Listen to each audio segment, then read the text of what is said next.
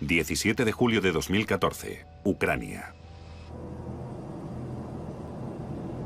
El vuelo 17 de Malaysia Airlines despegó sin ningún incidente, estableciendo rumbo hacia Kuala Lumpur a una altitud de crucero de 33.000 pies, 10.000 metros.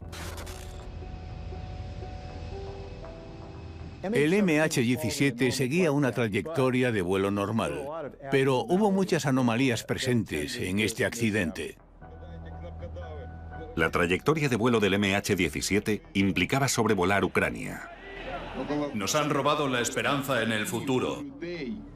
Nos prometieron una vida mejor y no va a cambiar nada. Donde se estaba produciendo un conflicto armado. Los aviones llevaban años transitando esa ruta que sobrevuela Ucrania. El problema evidentemente era que había una insurgencia y se acervó la semana o las 2 semanas precedentes.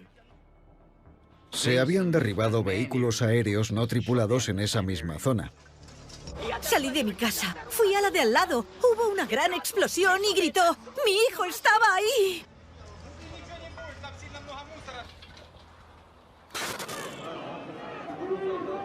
En 2014, lo que empezó como una protesta contra el gobierno se intensificó hasta convertirse en una rebelión armada respaldada por Rusia. La Autoridad de Aviación Civil ucraniana estableció algunas restricciones aéreas. No volar por debajo del nivel 320 de vuelo cuando se aproximen a la zona de conflicto. El vuelo 17 de Malasia iba legal. Iban legales, pero no estaban seguros. Vimos a gente cargando sus cosas en los maleteros de sus coches. Tenemos refugiados. La situación ha llegado hasta este punto. En julio, el gobierno ucraniano intentaba reprimir a las fuerzas rebeldes mediante ataques aéreos. Había una guerra en tierra que es una situación inusual. La mayoría de los misiles de lanzamiento desde el aire pueden operar hasta aproximadamente 6.000 metros. ¿Qué hay más abajo? No se sabe. A pesar de que varias aerolíneas evitaban entonces sobrevolar el espacio aéreo de Ucrania, Malaysia Airlines no fue una de ellas. Cuando el MH17 alcanzó la ciudad de Dnipropetrovsk, Control de Tráfico Aéreo solicitó al MH17 que ascendiera a 10.500 metros para evitar un posible conflicto de separación con el vuelo de las aerolíneas de Singapur. El MH17 respondió que no podían hacerlo, posiblemente debido a las condiciones meteorológicas, y solicitó permanecer a la altitud actual. Se concedió la solicitud, pero las aerolíneas de Singapur pasaron a los 10.500. El conflicto de separación es el término de aviación que se refiere a la distancia insegura entre aeronaves.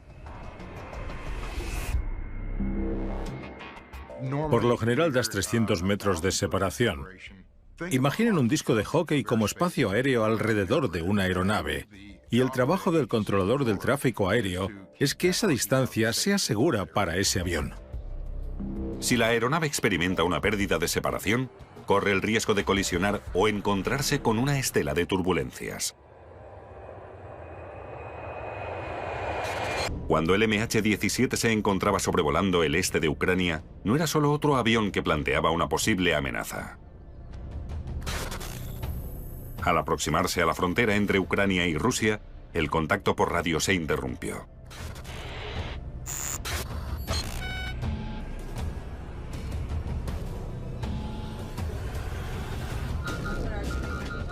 El avión estaba volando tranquilamente a su altitud de crucero y al minuto siguiente cayó en picado al suelo.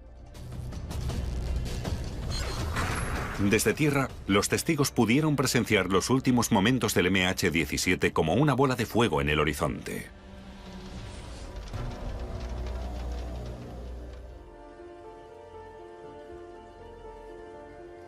Las piezas del avión y los cuerpos fueron cayendo a lo largo de una gran extensión de aldeas, prados y tierras de cultivo. Acabaron en campos, tejados y jardines. Se extendió a más de 50 kilómetros. Y no solo los restos del avión, sino también las pobres víctimas.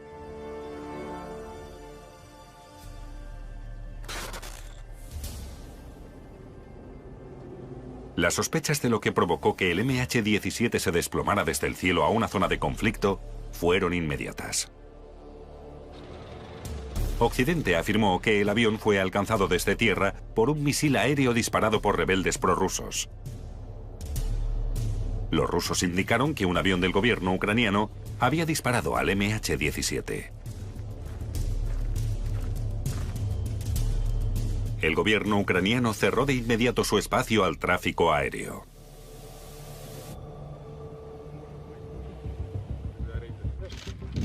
Está destrozado. Al principio, las autoridades ucranianas que llevaban a cabo la investigación se dieron cuenta de que no podían hacerse cargo de una manera imparcial. Así que llamaron a las autoridades holandesas para que lo investigaran. Tenemos que hacer todo el trabajo lo más rápido posible. El tiempo es fundamental. Había informes que indicaban que separatistas prorrusos habían manipulado los restos y habían bloqueado el acceso al lugar del siniestro, retrasando la investigación. Hubo ocasiones en las que el equipo de investigación del accidente se aproximó al lugar del siniestro. Se producían demasiados tiroteos y dijeron, no podemos entrar ahí.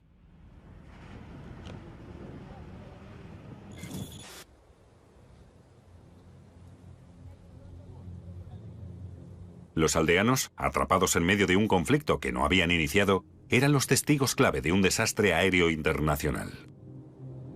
Yo ya no me subiría a un avión porque me da miedo caerme del cielo como esa gente inocente.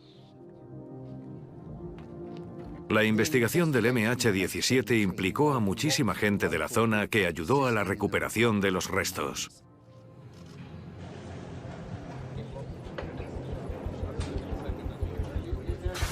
Menos de una semana después de que el MH17 cayera, empezaron a llegar los cuerpos a los Países Bajos para su examen e identificación. En esa situación se llevan a cabo dos procesos en paralelo. Está el proceso humanitario, que consiste en devolver a los fallecidos a sus seres queridos. Y está el proceso forense, que consiste en reunir pruebas que puedan servir en un procedimiento judicial posterior.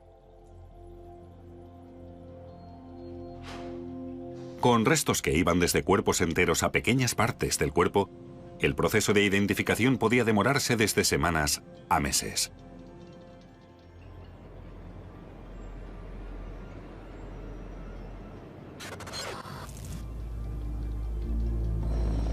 ...22 de julio de 2014, Países Bajos. A los pocos días del accidente aéreo del MH17, las autoridades holandesas recibieron parte del avión, fundamental para cualquier investigación: las cajas negras. Sin embargo, revelaron muy poco. Todo iba bien hasta que la cinta se paraba. A pesar de que los investigadores no pudieron saber qué había provocado el accidente a partir de las cajas negras, pudieron saber dónde se produjo. Al triangular las grabaciones de los micrófonos de la cabina, los investigadores pudieron discernir que la causa procedió, sospechosamente, de fuera de la aeronave.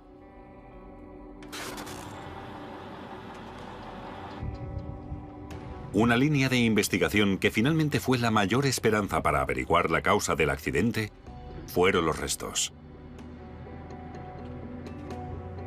Llegaron al cabo de los meses a los Países Bajos, transportados en camiones de plataforma con escolta policial. Los restos del MH17 se ensamblaron cuidadosamente pieza por pieza. En la mayoría de los casos, empiezan por depositarlos en horizontal sobre el suelo del hangar. Construyen una plataforma para empezar a montar todas las piezas en ella y poder conseguir que el avión se parezca lo más posible a su estado original. A medida que la parte frontal del avión tomó forma, se hizo patente la causa de la destrucción del MH17.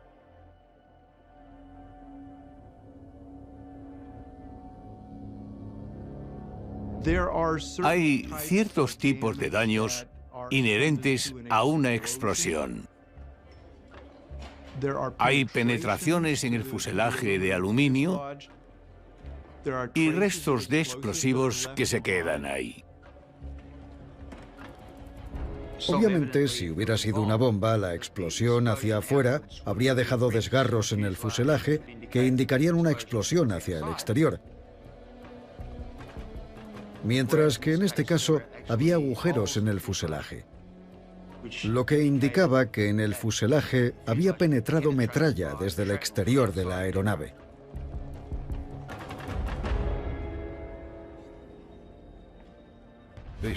Empezaron a hacer experimentos para saber qué tamaño de ojiva podía provocar todo ese daño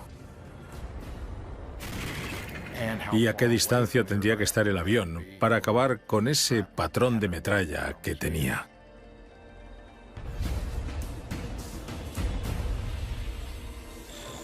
El Consejo de Seguridad holandés llegó a su conclusión en octubre de 2015. El MH17 fue derribado por un misil aire-tierra Buk 9M38 de fabricación rusa.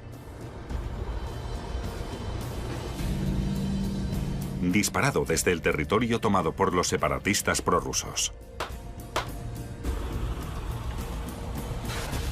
Los misiles aire-tierra Buk pueden viajar 3 veces más rápido que la velocidad del sonido, con un alcance de 24.000 metros.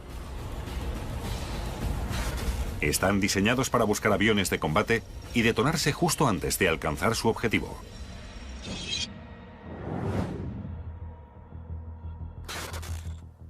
Creo que sabían desde el principio lo que había pasado.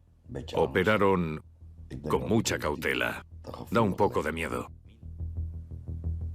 En el caso del MH17, se pudo confirmar la información triangulando las grabaciones de las cajas negras. Explotó desde la izquierda y por encima de la cabina.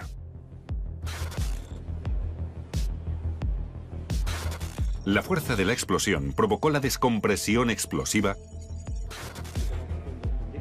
ocasionando la separación tanto de la cabina como de la cola del fuselaje. La pérdida de conocimiento se debió de dar en segundos. Primero les sorprendió y enseguida se quedaron dormidos.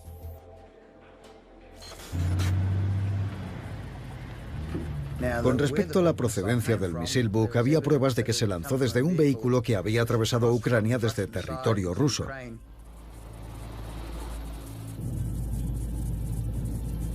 A pesar de todas las pruebas que acreditaban el ataque con el misil Buk, Rusia continuó negando cualquier tipo de implicación. ¿Pueden decirnos cómo ha ocurrido esto? Teníamos protocolos al respecto. Se prohibió la utilización de misiles después de aquello. El ejército ruso los había retirado.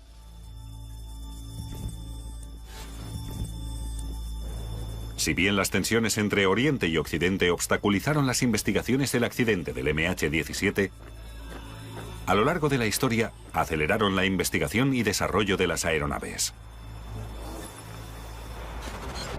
El legado de 298 personas que perdieron la vida a bordo del MH17 ha dado lugar a que entendamos mejor que lo impensable puede ocurrir.